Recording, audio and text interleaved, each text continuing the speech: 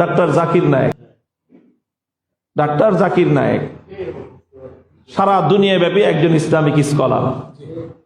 তার সাথে মাসলাগত বিষয়ে কিছু মত পার্থক্য আলেম ওলামাদের আছে, থাকতে পারে, সেটা ভিন্ন বিষয়, ওটা একটা ভিন্ন সাবজেক্ট। এবং তিনি এক সময় এক ধরনের স্কুল অফ থট ফলো করতেন। পরবর্তীতে তিনি আবার নিজের একটা স্টেটমেন্টের মাধ্যমে তিনি মাযহাবের পক্ষে সর্বশেষ কঠোর এবং অত্যন্ত পরিষ্কার বক্তব্য রেখেছেন। সেই কথা আলাদা। আমি বলতে চাই, ডাক্তার জাকির নায়েক সাহেব তো কোনোদিন প্রতিবাদী ভাষায় কথা বলেন নাই।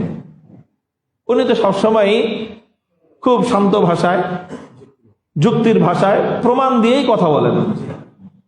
এবং তিনি একটা মিডিয়ার মাধ্যমে এবং বিভিন্ন প্রোগ্রামের মাধ্যমে সারা ভারত জুড়ে, সারা পৃথিবী জুড়ে অমুসলিমদের মধ্যে ইসলামের দাওয়াতের কাজ করেছেন।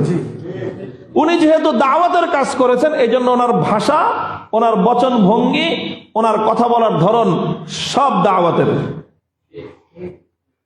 দাওয়াতের বিষয়টাই হলো মেডিসিন স্পেশালিস্ট। এখানে কোনো সার্জন নাই, সার্জারি নাই। দাওয়াত মানেই হলো মেডিসিন দিয়ে যেভাবেই হোক তোমার রোগ দূর করবে, এটাই হলো দাওয়াত। তিনি একজন দায়ী, ডক্টর জাকির নায়েক সাহেব একজন দায়ী। এই জন্য তার ভাষা সব ওই মেডিসিন মার্কা। ভাষার মধ্যে কখনোই প্রতিবাদী ভাষা নাই, তেজস্বী ভাষা নাই। তার এই দাওয়াতের প্রক্রিয়ায় প্রভাবিত হয়ে সারা পৃথিবীতে ব্যাপকভাবে অমুসলিমদের মধ্যে ইসলামের বিস্তার লাভ শুরু হয়েছে। ভারত জুড়ে হাজার হাজার অমুসলিম ঝাঁকে ঝাঁকে, দলে দলে ইসলামের কালেমা পড়ে পতাকা তলে সামিল হতে আরম্ভ করলো। বলেন তো, ডাক্তার জাকির নায়েক সাহেব এখন কোথায় আছেন? ওনার বাড়ি তো ভারত। উনি ভারতে থাকেন নাই কেন? ওনাকে থাকতে দেওয়া হয় নাই। ওনার মিডিয়া বন্ধ করে দেওয়া হয়েছে কেন? ওনার মিডিয়া নাকি জঙ্গিবাদী। ওনাকে সাব্যস্ত করা হলো জঙ্গিবাদী, ওনার মিডিয়াকে সাব্যস্ত করা হলো জঙ্গিবাদী করে ওনার পিস টিভিকে বন্ধ করে দেওয়া হলো, ওনার মিডিয়া বন্ধ করে দেওয়া হলো। ওনাকে জঙ্গিবাদী সাব্যস্ত করে ওনার নাগরিকত্ব এবং ওনাকে রাষ্ট্রীয় আইনে মারাত্মক অপরাধী সাব্যস্ত করা হলো, যার কারণে তাকে রাজনৈতিক আশ্রয় নিয়ে প্রবাসে জীবনযাপন করতে হচ্ছে। আমাদের সাথে আর কতটুকু কঠোরতা, আমার চেয়ে তো হাজার গুণ বেশি কঠোরতা ডক্টর জাকির নায়েক সাহেবের সাথে করা হয়েছে। অনেকে আমার ব্যাপারে মনে করে যে হুজুর যদি আরেকটু নরম হয়ে কথা বলতে তো হুজুরের কোনো সমস্যা হতো না। আমি তাদেরকে প্রশ্ন করি, আমার চেয়ে তো 10,000 গুণ নরম ছিলেন জাকির নায়েক, আর আমার চেয়ে বিপদ তার উপরে 1000 গুণ বেশি আসছে। তাহলে শুধু নম্রতার কারণেই যদি বিপদ থেকে বাঁচা যেত, তাহলে জাকির নায়েক সাহেব আজকে এই বিপদ সম্মুখীন হতেন না। কেন তিনি বিপদের সম্মুখীন হয়েছেন? আসল ফ্যাক্টটা হলো নরম গরম, আসল ফ্যাক্ট নয়। আসল ফ্যাক্ট হলো ইসলাম। আসল কারণ হলো ইসলাম। তার দ্বারা যখন দেখলো ইসলামের দুশ্মনরা যে সারা দুনিয়ার অমুসলিমদের মধ্যে ইসলামের দাওয়াত প্রচারিত হচ্ছে, তার দ্বারা মানুষ ঝাঁকে ঝাঁকে ইসলামের কালেমা পড়তেছে, তার মাধ্যমে মানুষ ইসলামের শান্তির শামিয়ানার নিচে জমায়েত হচ্ছে, ইসলামের দুশ্মনদের মাথা খারাপ হয়ে গেল যে এই জুবানটাকে বন্ধ করে দিতে হবে, এই লোকের দাওয়াতি মিশনকে স্টপ করে দিতে হবে। মুহতারাম হাজিরিন, আল্লাহর কোরআন বহু আগে এই কথা বলে দিয়েছে, ওয়ালান তারদা আনকাল ইয়াহুদু ওয়ালান নাসারা হাত্তা তাত্তাবিআ মিল্লাতাহুম কুল ইন্না হুদাল্লাহি হুয়াল হুদা। আমরা অনেকে মনে করি যে যদি একটু কম্প্রোমাইজ করে চলা যায়, যদি একটু মিলতাল করে ইসলামের কিছু বাদ দিয়ে কিছু ধরে যদি চলা যায়, তাহলে তারা আমাদের উপর রাজি আর খুশি থাকবে, তারা আমাদের উপর সন্তুষ্ট থাকবে। মনে রাখতে হবে, যারা আমাদের উপর ইসলামের কারণে অসন্তুষ্ট, যখন যেই অজুহাত তারা পাবে, সেই অজুহাতের দ্বারাই তারা ইসলামের অগ্রযাত্রাকে রুখে দেওয়ার চেষ্টা করবে। মুহতারাম হাজিরিন, কাজেই কথাটা পরিষ্কার, হীনমন্যতায় ভুগবেন না কেউ। হীনমন্যতায় ভোগার কোনো কারণ নাই। আপনি একটা প্রশ্ন শুধু করবেন, যেই কাজটা করা হচ্ছে এটা কোরআন সুন্নাহ অনুযায়ী সহি আছে কিনা। যদি কোরআন সুন্নাহ মোতাবেক কাজটা সহি হয়ে থাকে, এবার সারা দুনিয়া একদিকে থাকতে পারে, কোরআন সুন্নাহর কথা, কোরআন সুন্নাহর আদর্শ এটাই হক এবং এটাই সত্য এবং চূড়ান্তভাবে এটাই বিজয়ী হবে। কার কোনটা পছন্দ, কার মেডিকেল সার্জারি পছন্দ, আর কার আপনার মেডিসিন পছন্দ, এত কিছু হিসাব করার টাইম ইসলামের কাছে নাই। কাজ করতে হবে আল্লাহর কোরআন এবং নবীর সুন্নাহ মোতাবেক, ইসলামের তরিকা অনুযায়ী।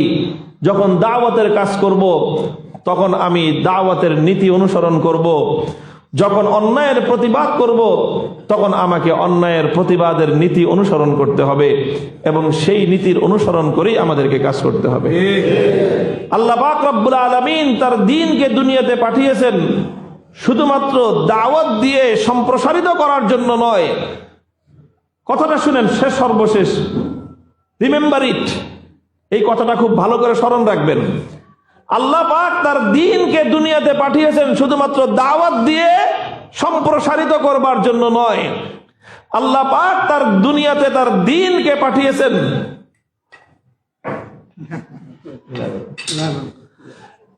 আল্লাহ পাক তার দ্বীনকে দুনিয়াতে যেভাবে পাঠিয়েছেন দাওয়াত দিয়ে সম্প্রসারিত করবার জন্য, তেমনি ভাবে আল্লাহর দ্বীন দুনিয়াতে এসেছে সমস্ত বাতিল মতাদর্শকে পরাজিত করে, পরাভূত করে, পরাস্ত করে বিজয়ী আর গালেব হওয়ার জন্য। হুয়াল্লাযী আরসালা রাসূলাহু বিল হুদা ওয়া দীনিল হাক্কি লিইয়ুযহিরাহু আলাদ দীনি কুল্লিহি ওয়ালাউ কারিহাল মুশরিকুন। আল্লাহর কোরআন পরিষ্কার বলেছে, আল্লাহ পাক রব্বুল আলামিন আরসালা রাসূলাহু বিল হুদা ওয়া দীনিল হক, তিনি তার রাসূলকে হিদায়াত দিয়ে এবং সত্য ধর্ম দিয়ে প্রেরণ করেছেন। কেন? লিইয়ুযহিরাহু আলাদ দীনি কুল্লিহি ওয়ালাউ কারিহাল মুশরিকুন। মুশরিক আর বেঈমানদের যতই অপছন্দ হোক না কেন, এটা তাদের কাছে যতই খারাপ লাগুক না কেন, তাদের সমস্ত খারাপ লাগা, তাদের সকল অপছন্দকে উপেক্ষা করে দুনিয়ার সমস্ত বাতিল ধর্ম আর সমস্ত বাতিল তন্ত্রমন্ত্রকে পরাজিত করে আল্লাহর জমিনে আল্লাহর দ্বীনকে গালেব করবার জন্য, বিজয়ী করবার জন্যই আল্লাহ পাক তার রাসূলকে দ্বীন এবং হেদায়েত দিয়ে দুনিয়াতে প্রেরণ করেছেন। কাজেই দুনিয়াতে দ্বীন শুধু সম্প্রসারিত হওয়ার জন্য আসে নাই, দুনিয়াতে দ্বীন বিজয়ী হওয়ার জন্য এসেছে।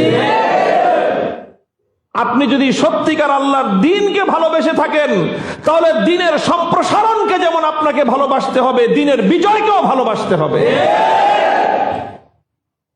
একদল আছে শুধু দ্বীনের সম্প্রসারণকে, দাওয়াতকে ভালোবাসে, দ্বীনের প্রতিবাদকে ভালোবাসে না। তারা আসলে দ্বীনকে ভালোবাসে না, তারা নিজেদের নফসের খাহেসাতকে ভালোবাসে। মানুষ দুই রকম। একরকম মানুষ আছে কোরআন সুন্নাহ যা বলে, যেই পথে বলে সেই পথে চলতে চায়। এই জন্য তারা যে কোনো ডিসিশন নেওয়ার আগে জানতে চায় যে এই ব্যাপারে কোরআন সুন্নাহর বিধান কি। কোরআন যদি বলে করতে, আমি করব। আল্লাহ নবীর আদর্শ যদি বলে আমাকে করতে পারমিশন দেয়, তাহলে আমি করব। আর যদি কোরআন হাদিসে পারমিশন না থাকে, তাহলে আমি করব না। এটা হলো একদল মানুষ। আরেক দল মানুষ হলো যেটা করার সেটাই করবে, যেটা করার সেটাই করবে, আর সেটা করার জন্য এখন প্রমাণ খুঁজে যে কোরআন অনুযায়ী আমি যেটা করতে চাই ওটার প্রমাণ কোথায়, হাদিসের মধ্যে আমি যেটা করতে চাই ওটা আছে কিনা দেখেন তো হুজুর, খুঁজে পান নিয়ে আমি যেটা করতে চাই এটা আছে কিনা। এটা খুঁজে না যে হাদিসে কি আছে ওটা আমি করব, এটা না, যেটা আমি করব এটা হাদিসে আছে কিনা, যেটা আমি করব সেটা কোরআনে আছে কিনা। দেখেন, কোরআন দুই রকম মানুষ ঘাটাঘাটি করে। একরকম মানুষ ঘাটাঘাটি করে কোরআনের হেদায়েত অনুযায়ী নিজে চলবার জন্য, আরেক শ্রেণীর মানুষ কোরআন ঘাটাঘাটি করে নিজে যেভাবে চলতেছে সেইভাবে কোরআনকে চালানোর জন্য। একদল মানুষ হাদিস ঘাটাঘাটি করে আল্লাহর নবীর হাদিস অনুযায়ী নিজে চলবার জন্য, আরেক দল মানুষ হাদিস ঘাটাঘাটি করে নিজের মনে যেটা চায় সেটাকে হাদিস দ্বারা প্রমাণ করবার জন্য।